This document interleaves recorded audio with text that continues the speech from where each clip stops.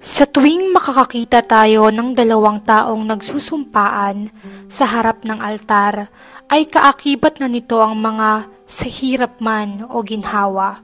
Indikasyon na anuman ang mangyari ay laging susuportahan ng magiging mag-asawa ang isa't isa, maging gaano man kabigat o kagaan ang problema, ay walang dapat na sumuko o bumitaw. Dahil ang pag-aasawa ay hindi mo maikukumpara palagi na parang namamasyal ka lamang sa parke, kundi isang partikular at naiatas na sa iyong obligasyon bilang koneksyon sa Diyos. At mapapasok ang isang babae sa sandaling ito, sa oras na maisuot na niya ang isang singsing at magtapat na ng kanyang panunumpa sa harap ng pari ng simbahan. Para sa karamihan, ang sumpaan sa altar ay isang sumpaan na nakaukit sa bato na hindi kailanman matitibag. Habang ang iilan naman ay naniniwalang ito salita ay sentimiento lamang para sa Diyos. Anuman sa dalawa, si Rihanna Kelly ay mapapag-alaman yan sa hindi magandang paraan. Si Kelly at ang kanyang asawa na si Richard ay 14 na taon ng kasal at namumuhay ng magkasama. Meron silang 4 na anak na sina Leandra na 17 taong gulang na, si Caleb na 12, si Isabella na 10 at ang bunsong si Logan na 6 na taong gulang pa lamang.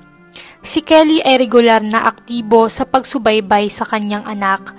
Madalas siyang magpalakas sa pamamagitan ng pag-iihersisyo para sa mas mabuting kalusugan. Nang sa gayon ay mas magabayan ang kanyang mga anak. Ipinagluluto sila ng masasarap na pagkain at inaasikaso sa lahat ng bagay. Kung pagmamasdan mo ang kanilang pamilya ay iisipin mong perpekto na sila kung titignan. Pero ang ilusyon na yon ay agad ding masisira agad-agad. Nang si Kelly ay sumapit na sa edad na 37 anyos, ay nalagay siya sa paghihirap bunga ng spinal stroke. Ito ay ang deskripsyon sa blood supply ng spinal cord na siyang nagparalisa sa kanya. Kaya para lamang siya ay makagalaw, ang spinal cord ni Kelly ay kailangang dumpende na lamang sa kanyang blood supply. Kaya ang magiging disruption muli ng supply na yon ay pupwedeng maghatid sa kanya ng seryosong pinsala o sumira ng kanyang tissues. Kaya din itong maharangan ang mga mensahe o nerve impulses kung tawagin na nagdaraan sa linya ng spinal cord. Ang spinal stroke ay nangyayari sa isa sa halong 25% ng mga strokes. Si Kelly lamang ay hindi naging ganun kaswerte dahil hindi na niya kailanman pa magagamit ang kanyang mga hita. Nasa bahay lamang umano si Kelly noon kasama si Logan nang mawala na ito sa ulirat kung ano na ang nangyayari. Basta't bigla na lamang siyang bumagsak habang bumababa ng hagdanan. Kaya naman dali-dali si Logan na naghanap ng tulong, nalagay sa isang car accident si Kelly, 18 taong gulang ang nakakaraan, kung saan naihayag na sa kanila ang posibleng maging problema sa kanyang spine. Binaliwala lamang ito ni Kelly noon nang wala naman siyang mararamdaman at maayos naman din ang kanyang pisikal at mukhang malusog naman. Kaya naman hindi talaga inaasahan ng lahat na mangyari. Dagdag pa na hindi pa sapat sa kamalasan ni Kelly ang pagkaparalisa, ay ganap naman siyang iniwan pa ng kanyang asawa. Ang mga bata ay naiwan sa kanya ng mag-isa sa kabila ng kanyang kondisyon. Nangyari yon 5 araw pa lang ang nakararaan matapos ang aksidenteng naganap kay Kelly. Si Kelly simula noon ay kinakailangan na lamang dumepende sa kanyang mga kaibigan at ilang hospital staff para matulungan siya sa ganitong kabigat niyang sitwasyon na nararanasan. Isipin niyo na lamang kung ano ang kanyang pinagdaraanan. Kung kayo ba si Kelly ay ano ang inyong gagawin sa isang karanasan na sadyang makakapagbagong bigla ng iyong buhay at ang isang taong dapat naaasahan mo sa lahat na dapat laging nasa tabi mo ay nagawa ka pang iwan. Iyon ang oras kung kailan kailangan ni Kelly ang kanyang asawa. Naging miserable man ang dahil sa nangyari ay nagawa pa rin naman niyang maging responsabling ina at asawa. Ngayon, ang bigat ng responsibilidad ng isang ama ay naisandal na sa balikat ni Kelly. ang responsibilidad niya sa kanyang mga anak ay kinakailangan niyang pangatawanan ng nag-iisa. Pero paano? Paano mapapangalagaan ni Kelly ang kanyang mga anak kung hindi niya na maigalaw pa ang kanyang mga hita? Si Kelly sa labis na pag-iisip ay nagsimula ng mataranta, dala ng takot niyang nararamdaman sa malapit ng mauwi na depresyon. 5 araw ding nagtanggal si Kelly sa hospital bago niya mapag-alaman na maaari pang abuti ng 6 na buwang hanggang 1 taon ang tuluyan niyang paggaling, kung sakali. Halos maisipan na ni Kelly ang sumuko na lamang ng mga sandaling iyon, pero alam niyang bilang ina ay kailangan niyang tumindig at maging malakas para sa kapakanan ng kanyang mga anak. Sa unang pagkakataon na si Kelly ay naialis na sa kanyang wheelchair, ay naisip niyang tinitignan siya ng lahat. Dahilan para magalit si Kelly hindi lamang sa sitwasyon, kung hindi maging sa kanyang sarili. Na sana kung siya'y papapiliin lamang, sana'y mas pinili na lamang niya ang mamatay. Dumarating sa punto na naiisip niyang ayaw na niyang mabuhay pa. Maigi na lamang at may mga taong nagawang magpalakas ng kanyang loob. Ito ay ang mga pasyente sa ward na gaya niya ay naka-wheelchair din, kung saan nagagawa nilang magbigay ng mga payo at kalakasan ng loob kay Kelly sa bawat araw at sandali. Si Kelly ay nagawang magdaan sa ilang mahahabang oras ng physiotherapy. 2 linggo ang makalipas ay sinabi na mismo ng mga doktor na ang makakalakad si Kelly ay halos imposible na. Sinubukan pa rin naman magpakatatag ng ina kung saan nagawa nito ang mga maiingat niyang paghakbang sa tulong ng parallel bar. Pero nagagawa lamang niyang buhati ng kanyang katawan dahil wala na siyang maramdaman pa sa kanyang hita. Sa kabila ng lahat, kahit na papaano ay buo pa rin ang paniniwala ni Kelly na makakaya pa niyang mapagaling ang kanyang sarili. Isang beses, si Kelly ay naisipang dumulog sa Facebook para sa isang personal trainer. Ginagawa ni Kelly ang lahat ng paraan dahil kinakailangan niya talaga ang lahat ng tulong na posible. Dito na dumating sa buhay niya ang lalaking si Keith Mason. Walang sinumang personal trainer ang nais mag-assist kay Kelly. At si Keith ang nagawang mairekomenda sa kanya para dito ng isang kaibigan.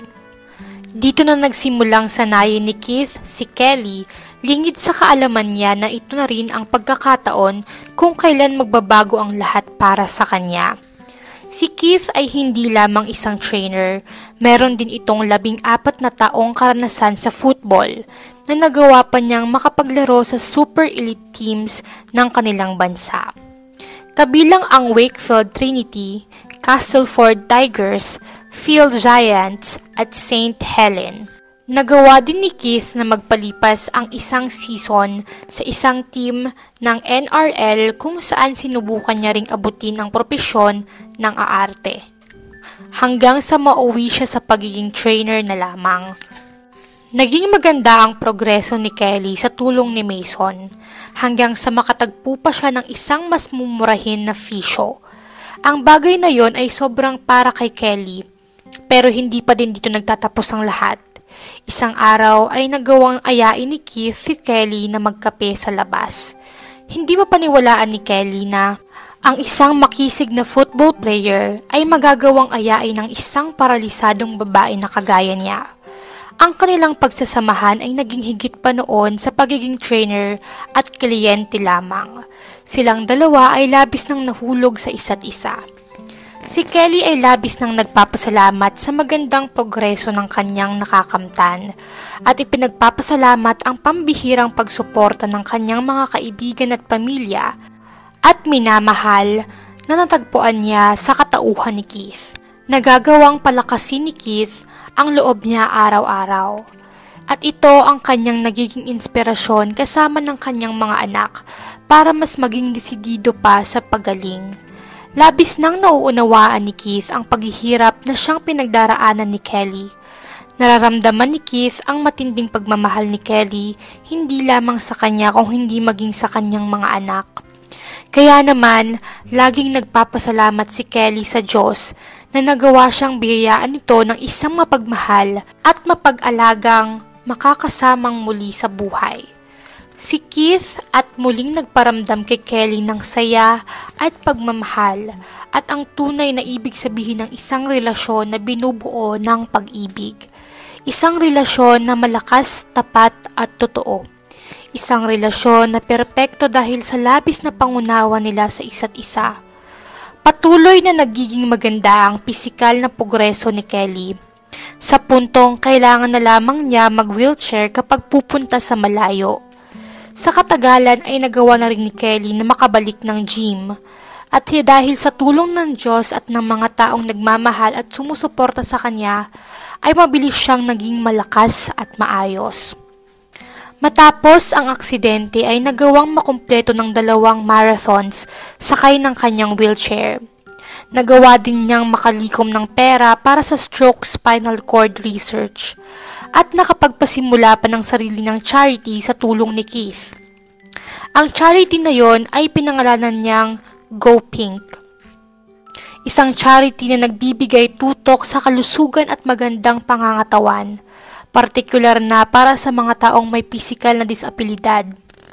Ang mag-asawa ay nagagawa na ring umarte bilang representatives para sa ilang disabled-related charities, gaya ng Wakefield Trinity Physical Disabilities Football League at Pardons. Sa kabila ng lahat, naging maayos man ang kanyang kalusugan, ay may nakakaranas pa rin si Kelly ng paghihirap sa kanyang mga hita, gaya ng problema sa nerves at iba pa. Sadyang magiging ganun na siya habang buhay, pero kung siya ang tatanungin, ay wala na siyang nais baguhin sa mga bagay na nangyayari. Ito ang inilaan ng tadhana. Matapos akong ma-stroke ay inisip kong tapos na rin ang aking buhay. Pero doon pa lamang pala nagsisimula ang lahat. Dahil napagtanto ko ang naparaming pintuan kong nabuksan. Nagawa kong mag-sign up kabilang ang Models of Diversity, kung saan sa unang pagkakataon ay naging laman ako ng isang TV commercial. Ito ang post ni Kelly sa kanyang Instagram account. Pinasasalamatan ni Kelly ang tadhana sa biyayang ipinagkaloob niya sa kanya. Nagsasabi ito na hindi sa lahat ng oras ay magagawa natin ang lahat ng walang tulong ng iba. Ang pagiging malakas na personalidad ay kaakibat na rin ng pag-aming sa oras ng kagipitan, ay kailangan din natin tumanggap ng tulong at pagsuporta sa ibang tao na tama. Hinding-hindi mo umano malalaman kung kailan mo matatagpuan ang taong para sa iyo. Kaya't manatili tayong makiramdam at alamin kung sino nga ba ang mga taong nais sa atin ng Diyos na paraang hayaan nating nakabukas lamang ang ating mga puso.